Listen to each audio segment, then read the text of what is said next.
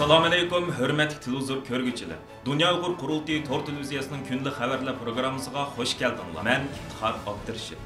Hörmətli görürmənlər. Tövəndə diqqətinizlər günlük xəbərlər proqramımızın təfsilatı bolsun. Dünya Uyghur Qurultayı, Hasana Xalqara Fondi Cemiyeti ve Xalqara Şarq Türkistan Təşkilatlar Birliği'nin ortaq sahibxanlığında bu yıl 11. ayda ötküzüldüğün 2022 yıllık Brüssel Uyghur Munbiri namlıq zor kölemli xalqaralıq muhakeme yığınının tayarlıq xizmətləri ciddi elib berilmaqda. Uyghur ırqı qırğınçılığını qandaq qılıb tosub qilish meselesi asas muzakir temiz qılınğan mezkur yığın hazır qadar Uyghur meselesi haqqında chet eldə ötküzülgən kölümü ən zor xalqaralıq ilmi muhakeme yığını bulup qalğısı.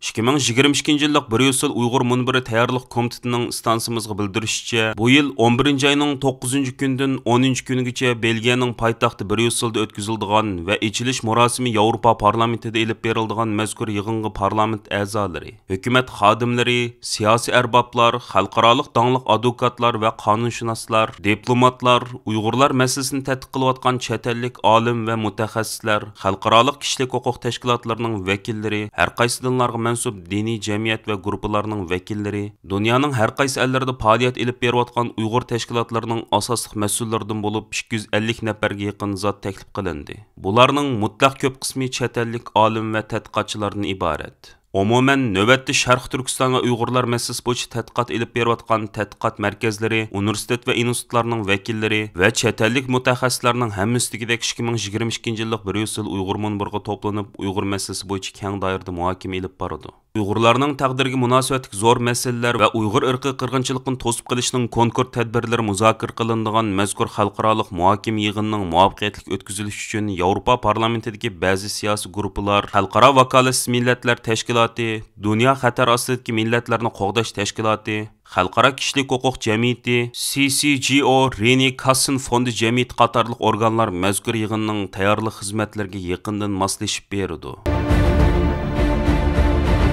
Dünya Uyghur Qurultayı'nın Ali Məsləhətçisi ve Uyghur Akademiyasının baş reisi Dr. Rişat Abbas, Uyghur Hareketi Teşkilatı'nın reisi Roşan Abbas ve Uyghur Tədqiqat Mərkəzinin direktori Abdülhakim İdrislardan təşkil tapqan heyet 4. Avgust günü Amerika Tashqi ishlar Ministerligini ziyaret qilib, Uyghur ırqı qırğınçılığını qandaq tosub qilish meselesi haqqında Amerika Tashqi ishlar Ministerliginin munosabatlik amaldorlari bilan suhbat elib bardi. Uyghur Hareketi Teşkilatı'nın reisi Roşan Abbas, Uyghur Tədqiqat Mərkəzinin direktori Abdülhakim İdris ve Uyghur Hareketi Teşkilatı'dan Babur İlçi, Arslan Hidayet, Clementine qatarlıqlardan təşkil tapqan bir heyet 26 iyul günü Amerika Avam Palata azası Tom Suzy bilen görüşüp, onun bilen Uyghur Amerika grajdanları ve siyasi panohlıq tilgüçilerini Xitay hakimiyetining devletler halqıgan ziyankeşliklerden qandaq qoğdaş qatarlıq muhim mazmunlar üstüde muzakir elib bargan. Şundaqla 28 iyul günü Roşan Abbas xanım bilen Abdülhakim İdris efendim yani Amerika Avam Palatasının reisi, Amerika siyasi sahnesideki 3. numaralı güçlük şahs Nancy Pelosi xanım hem de Amerika Devlet Meclisi'nin azası Jim McGovern bilen uçuruşup Uygurlar meselesi toğrusu söhbetler ötküzgen. Nancy Pelosi xanım Tayvan'a ziyaretke berişten bir qancha gün burun elib berilgan bu uçuruşuş güçlük diqqat qozgıgan idi.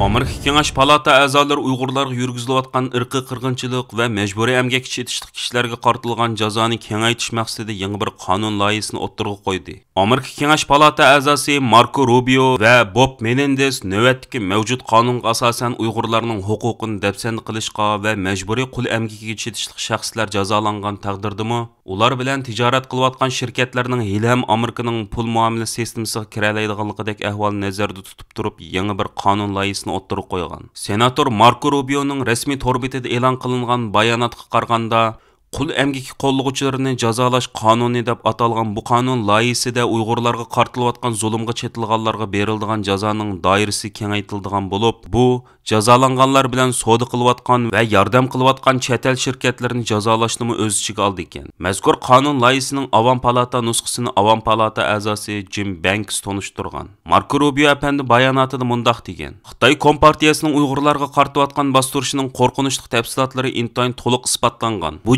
jinoyatlarda faqat bevosita mas'uliyat bo'lganlarni jazolashni kifoya qilmaydi.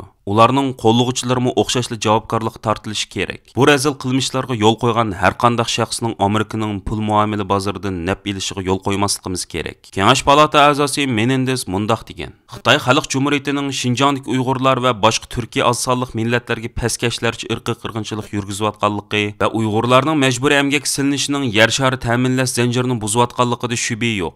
Amerika hukumati Uyg'ur kishilik huquq siyosat qonunidagi belgilangan jazolar va bu qonun bergan huquq asosan ish ko'rishi, ittifoqdoshlarimiz va sheriklarimiz bilan hamkorlashib Xitoyning jinoiy javobgarligini surishti qilish kerak. Kengash palata a'zolari Marco Rubio va Bob Menendez Uyg'ur kishilik huquq siyosat qonunining o'ttirg'i qo'yuvchilari bo'lib, bu qonun Uyg'urlarga oid tunji ma'qullangan qonun bo'lib hisoblanadi.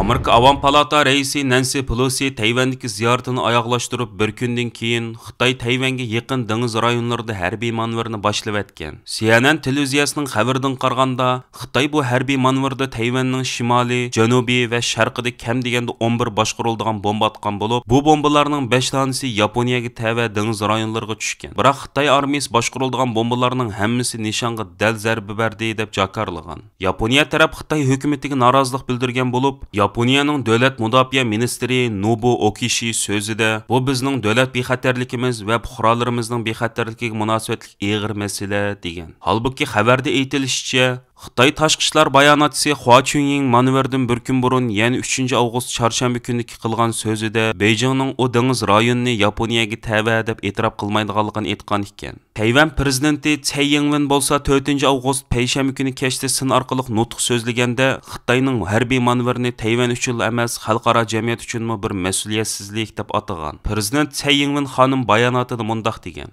Xitoy bugun Tayvan atrofidagi rayonlarda harbiy manevr qilyotidi. Biz Beijingni aql bilan harakat qilishga va o'zini tutilishga chaqiramiz. Tayvan to'qinishni keskinlashtirmaydi, ammo biz egilik huquqimizni, bexatarligimizni va demokratiyamizni qat'iy qo'g'daymiz. CNN televiziyasining xabarida aytilishicha, garchi hozircha bu manevrning bir harbiy to'qinishga aylanib ketish ehtimolligi intayin oz bo'lsa-mu, ammo vaziyatning qosh bilan kirpik orasida o'zgarish mumkinchiligi bor ekan. Xitoy taratqulardan ma'lum bo'lishicha, Xitoy hukumatining Nancy Pelosi Tayvanga berishga aslo jur'at qila olmaydi degan tashviqotiga ishinib qattiq ko'ranglab ketgan bir uchun fashist Xitoylar Amerika Avam Palata raisi Nancy Pelosi chiqqan aeroplan Tayvanga sog'-salomat qo'nganda bo'lsa, as hoshini yo'qotib, televizorlarga tükürib, talvalarcha o'zlarining yuzlariga qachatlab qattiq g'oz tutgan.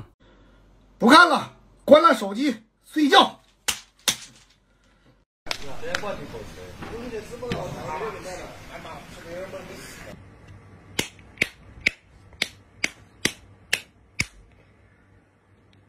我操了！下飞机了！我操！哎呀，那下飞机了！我操嘞！哎